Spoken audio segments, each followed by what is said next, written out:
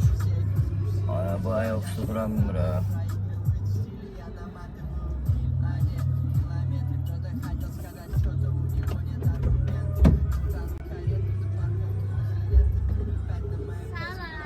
Salam.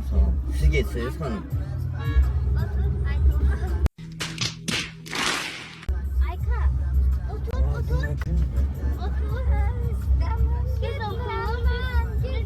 Git otur canım.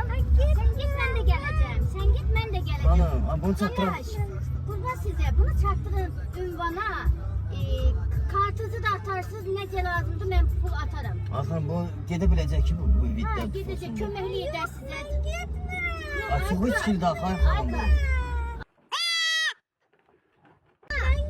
Ayka canım git.